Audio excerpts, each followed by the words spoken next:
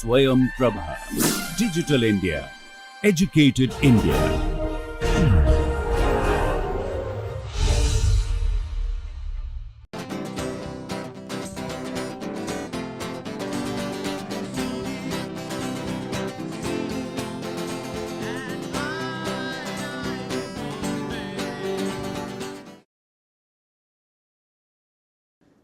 Welcome you all to the next class on Inorganic Chemistry of Life, Principles and Perspectives. In the previous few classes, we have looked at enzymes pertinent to zinc. You know that zinc does not undergo redox, but there are reactions which undergo redox, and a lot of reactions are hydrolytic type, like the peptide bond hydrolysis, ester bond hydrolysis, and addition of water to carbon dioxide, etc. So, variety of things we have looked at. We have also looked at the group transfers. We have also looked at the ligase properties, where the two broken pieces are joined together. So, all of these were pertinent to the zinc. Now, in this class, let us begin with the biological inorganic chemistry of molybdenum. So, when it comes to the word molybdenum, I am sure every one of us is reminded of one particular thing, that is what? That is a nitrogen cycle, and because nitrogen fixation is involved in this. Okay. So, this is the famous nitrogen cycle that you see, which we study in a high school general biology course, basically we see it. So, nitrogen present in the atmosphere. On one side you have the industrial way conversion to ammonia, and ammonia converting to nitrates, nitrites and to the nitrates, and these are, you have a lot of enzymes, nitrifying bacteria. When we say bacteria is working, it is basically it is the enzymes of the bacteria that works. So, we need to, as a chemist, we need to look at the bacteria as an enzyme. A biologist will look at it as a bacteria, as a creature which does it. Now, so the nitrate, ammonia to nitrate is what process? Oxidation. So, this is the bacteria. Then NO2 nitrate to nitrate is what process? Is again oxidation.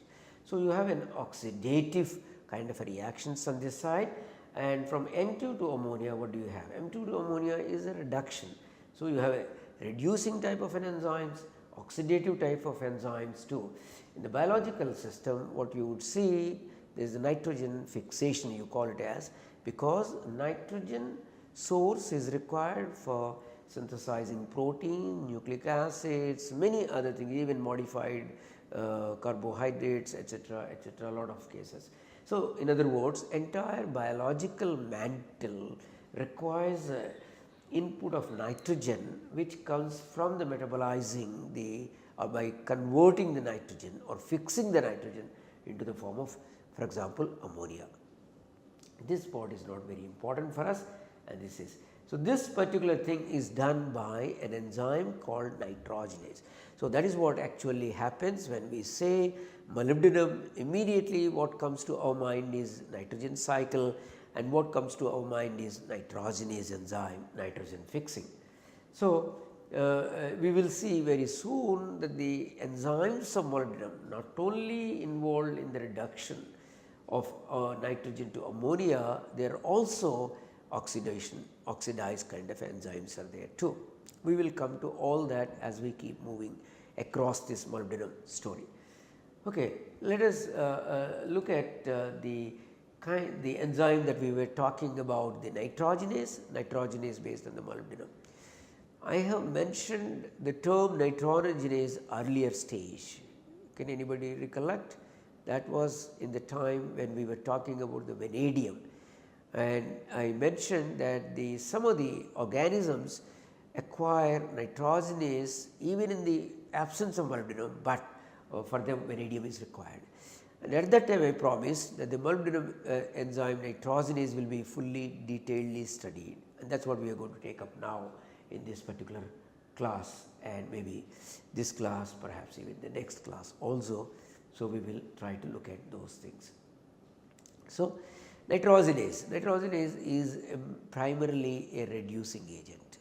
So, for a reducing agent what do we require? Electrons. Okay. So, to remove some oxygen when you reduce, you need protons also. So, basically you require for a reducing substrate you require electrons. In some cases you require both electrons and protons as well. So, basically it is a proton electron coupled transfer reactions are carried out by the enzyme nitrogenase. Okay, if you give what all the nitrogenase enzyme, when you take in a test tube, what it can do? In vivo, what it can do? The first reaction. The N2 plus 8H plus 8 electron is 2NH3 plus H2. This is the first reaction, this is the enzymatic reaction, though the required equivalence is different from this. Let me show you the required equivalents are the actually what you need is N2 plus H2, this is the 3H2, then this is nothing but 2NH3. Okay. So, so generally the hydrogen is not supplied in the biological system. So, as far as the biological system is concerned, that is you require 6H plus 6 electrons, this giving 2NH3. Why do we need 6 electrons? The N2 has N triple bond. So, the triple bond requires 3 into 2, 6 electrons. So, therefore, if you put 6 electrons into the antibonding orbitals of the nitrogen molecule, you start breaking the bonding between the nitrogen and nitrogen. So, if you put 2 electrons, 1 bond is reduced. If you put 4 electrons, 2 bonds are reduced. If you put 3 electrons, 6 electrons, 3 bonds are reduced. So, that is how it is. So, the enzyme does by electrons and protons, does not give directly the hydrogen. So, this is the reaction, but the reaction that we saw in the case of enzyme is N2 plus 8H plus 8 electrons giving rise to 2NH3 plus H2. This is in the enzyme. So, this is basically because the initial protons are reduced to hydrogen gas. In this case, as you can see, 2H plus 2 electrons hydrogen gas, and once the hydrogen gas leaves the active site, then the nitrogen gets activated. So, therefore, if you add this reaction of the N2 reaction of the nitrogen plus hydrogen reaction, let us take, as I have written already in the previous sheet, I will rewrite here, plus 6H plus 6 electrons giving 2NH3, and the enzyme also can do 2H plus 2 electrons giving H2. The total reaction is N2 plus 8H plus 8 electrons giving rise to 2NH3 plus H2. So, this happens at the enzyme,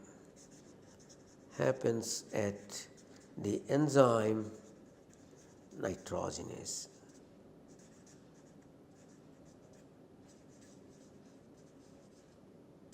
So, this is what happens, that is why you see the reaction as the N2 plus 8 plus 8 electrons giving 2NH3. Okay, the nitrogenase is also capable of reducing acetylene to ethylene. Acetylene is C2H2 ethylene, C2H4 again you require 2 protons plus 2 electrons. N2O can be reduced to N2 and water, because this oxygen will be pulled out by 2 electrons as the O2 minus plus 2 protons, and that will become the H2O. And azide can be reduced at different levels. At a lower level of reduction, it will give N2 plus ammonia. a little more number of electrons, 6 electrons, it will give hydrazine plus ammonia, 8 electrons, it will give ammonia fully. Okay. So, even azide ion. So, what is happening? Azide initially goes for a nitrogen and ammonia, and the nitrogen in turn goes to the hydrogen, and the hydrogen in turn goes to the ammonia, and that is what the total reaction is. So, that means this enzyme is capable of supplying 2 electrons, 4 electrons, 6 electrons, 8 electrons, all of these that you can see. Okay. Let us look at another reaction, that is the cyanide reduction. Cyanide reduction, there is a carbon based reduction, nitrogen based reduction. So, one can easily expect carbon will give carbon hydride, which is methane, nitrogen will give nitrogen hydride, which is nothing but the ammonia. Okay. So, nitrogen. Okay. So, therefore, you get the carbon and is in the form of methane, nitrogen in the form of ammonia. So, you get this methane plus ammonia. Okay. So, what are the things that we can notice from this? All the reactions have got electrons taking in, that means they are all reduction. All the process has got protons, okay, and the proton plus electron can be 1 proton plus 1 electron is 1 H dot, 2 protons plus 2 electrons is H2. So, therefore, you have an incipient hydrogen, therefore, this hydrogen can react, okay, and therefore, you have a reduction reactions. And other thing that you see, all the products are the gaseous in nature mostly. So, therefore, you have a mostly gaseous kind of reactions coming into all of these. So, therefore, nitrogenase is an enzyme which is capable of providing electrons, and of course, proton chain connects it. Therefore, it is a reducing nature enzyme where the proton electron coupled reactions take place. Okay. Let us look at, this is only the reduction, but in the beginning I mentioned that the reactions go even for oxidative direction. Okay. So, what kind of things of the oxidative reductions, what kind of things or reductive kind of things? Both oxidative and reductive, oxidoreductases. You see that molybdenum enzymes, oxidoreductases. Nitrate reductase going from nitrate to nitrite. In fact, you can take the reverse also, nitrite to nitrate. So, this is one is in one direction you call it as a nitrate reductase, in the other direction you can call it as a nitrite oxidase. So, it is the two forms of the same enzyme, two oxidative states of the same enzyme. So, in one enzyme in the reduced form, the molybdenum will be in the molybdenum 4 state. In the oxidized form, the molybdenum will be in the molybdenum 6 state. That is all the difference. The enzyme is the same. So, you can have a nitrate reductase, nitrite oxidase reverse. So, this reaction is NO3 minus plus 2H plus 2 electrons giving the NO2 minus plus water. So, basically pulling out one of the oxygen, okay, to give water. In the process, in the process you consume 2 electrons and 2 protons.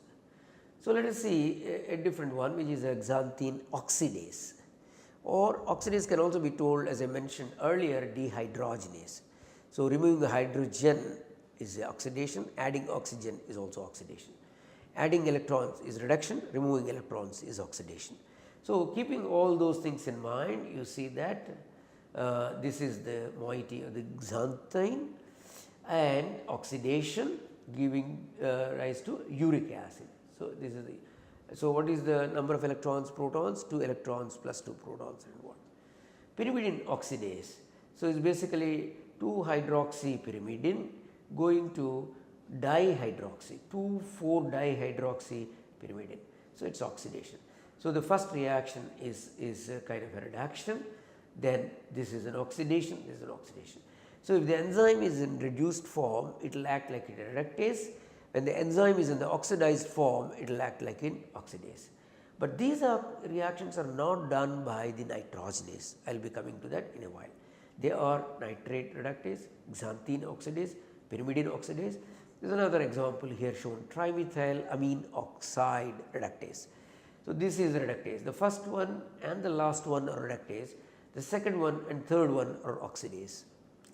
So, here trimethylamine N oxide giving rise to trimethylamine plus O.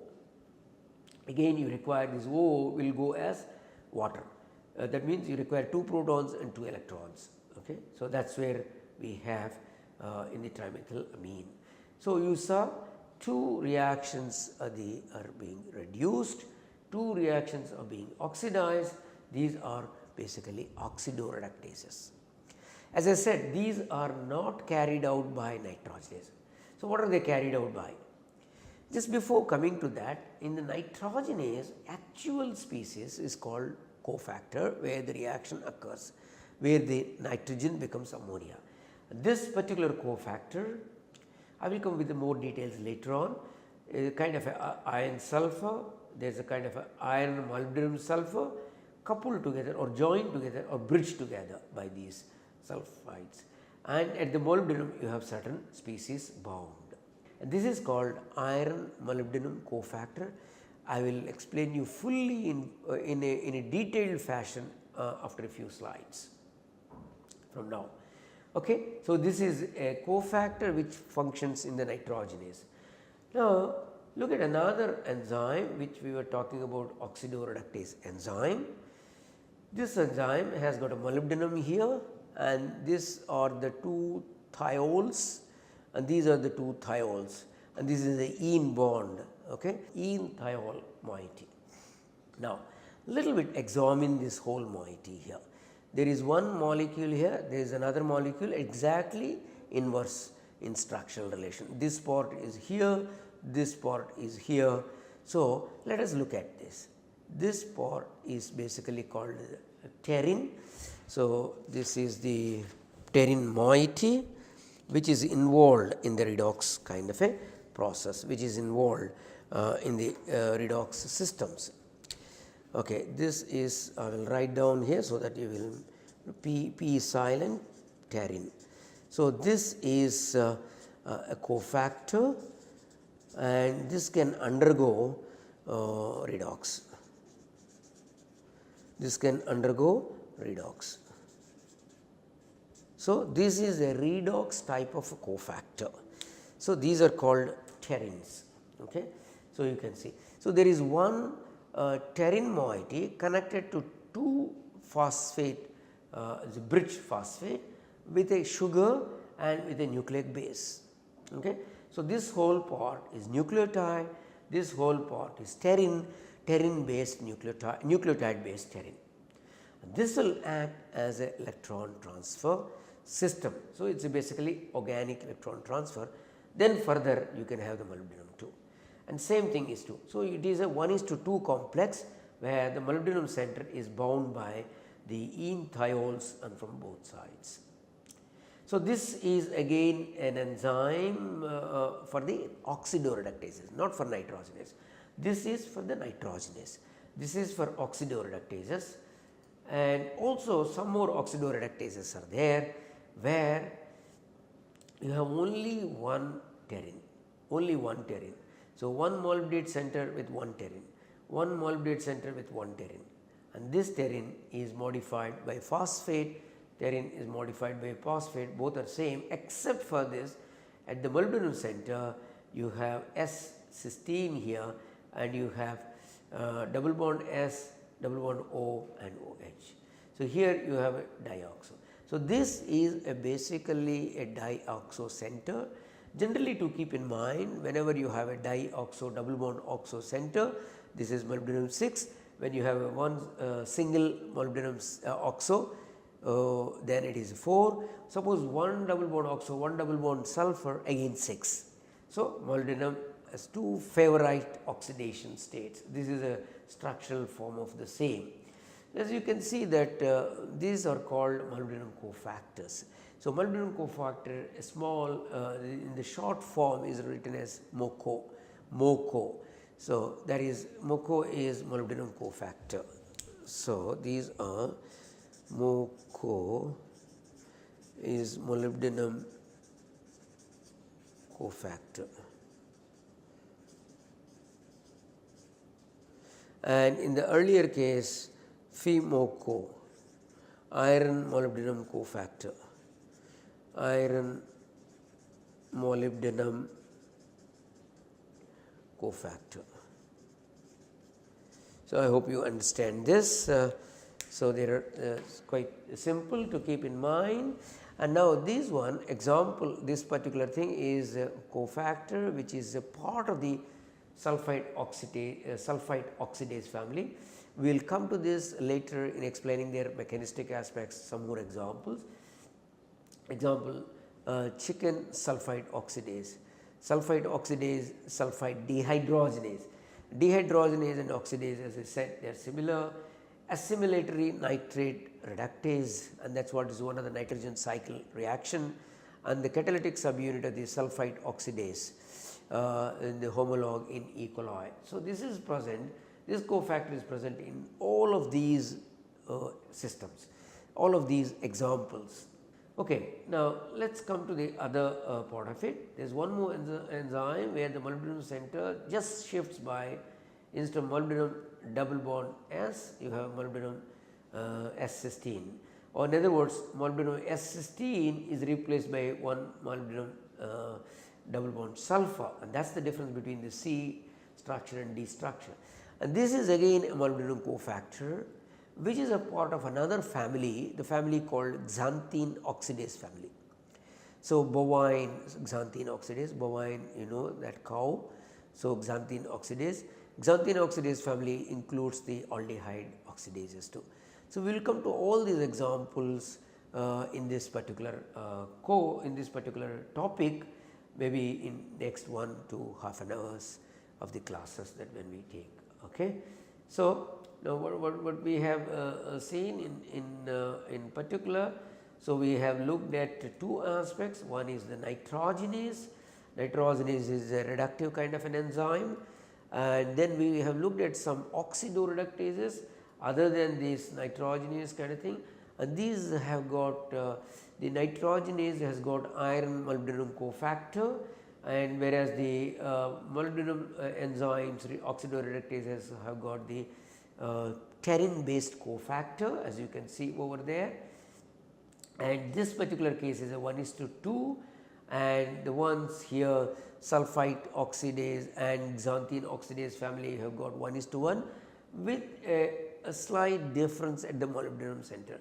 In one case molybdenum with bonded to cysteine, in the other case molybdenum bonded to sulfur with a double bond. So, these are the kinds of things. So, essentially we have seen two categories of enzymes, nitrogenase enzyme and the oxidoreductase enzymes.